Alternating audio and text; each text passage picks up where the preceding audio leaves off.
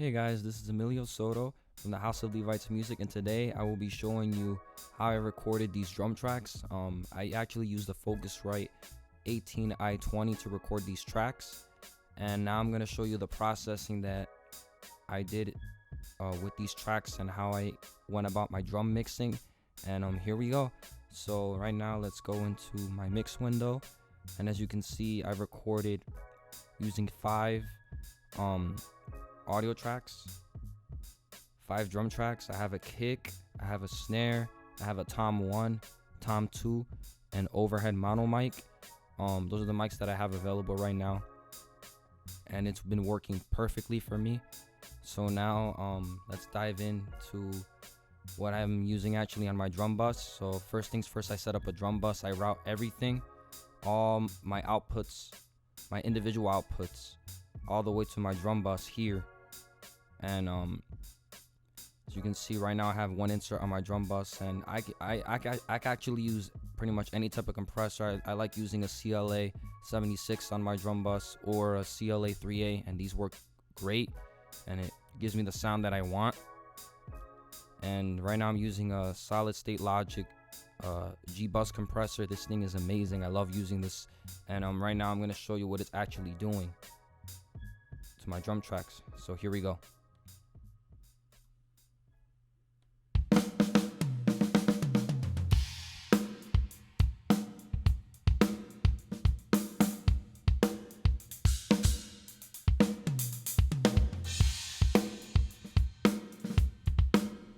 So you see, it's giving the drums a punchy sound, and it's making it all balanced.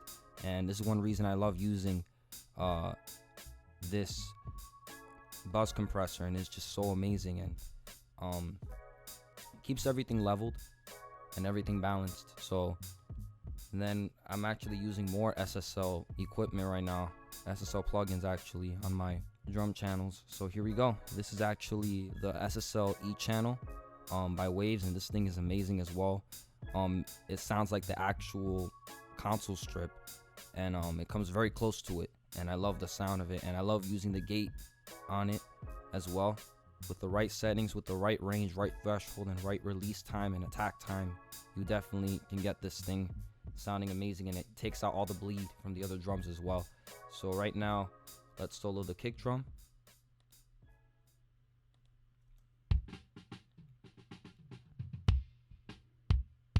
Nice punchy sound. Now let's bypass it.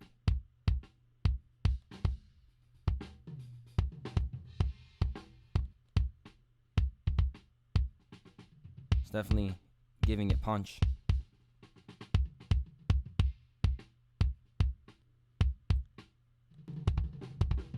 So yeah, with the right settings on the gate, you will definitely get a punchy sound. And I usually like having my release kind of around a bit fast, I would say a bit slower release on the kick, so that you can really get that tail of the kick drum, but also the attack. And I have a fast attack here.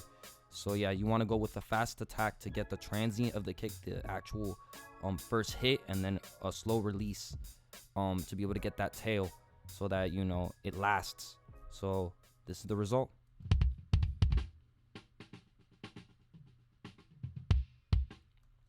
So yeah, and then I actually have a few SSL E channels actually on other channels as well, like my snare drum. I love the way this sounds on a snare drum as well. I also have the SSL E channel on the tom 1, on tom 2, and then I actually have just the stock ProTools EQ on my overhead mono, and I like taking out all that I don't need from like the low end, and I use a high pass filter to filter all that out, and then I bring up the highs around like 5K to like 20K. It's all in, you know, what you hear. And then I also have a CLA 76 with a medium attack and also a slow release, so that I'm able to balance out the drums on the actual overhead as well. And then I have for my reverbs, I have for my drum reverb, I have an Abbey Roads plate, and this is actually a really great reverb. I highly recommend this reverb to anyone who's using Waves plugins, because this thing will make your drums come to life.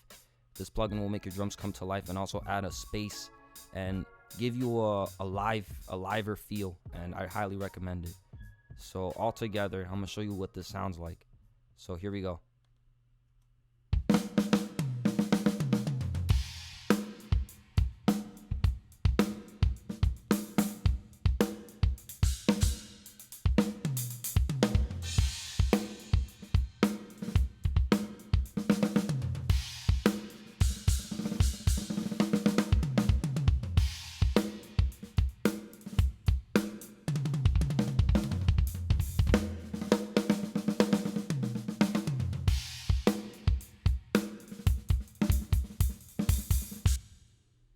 Another thing that I also add that's very important, that I think will clean up your drum tracks a lot, is adding a gate, but also setting the right, the right attack and release and hold for the gate.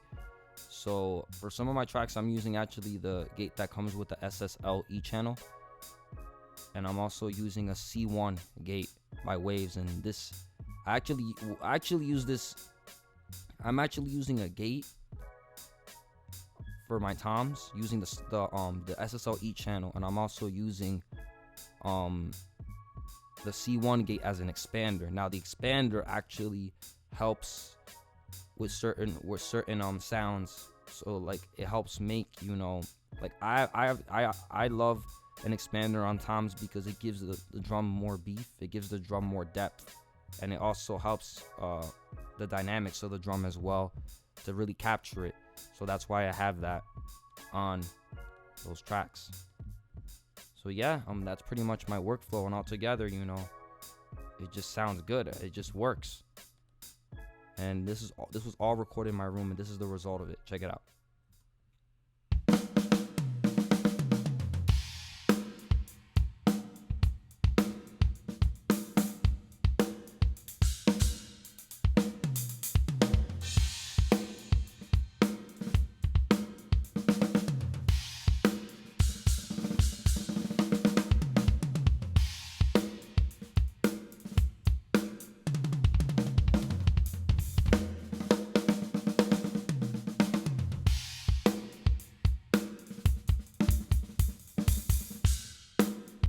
So yeah, this is the demonstration that I wanted to do today. So yeah, stay tuned for more videos and more tutorials in Pro Tools.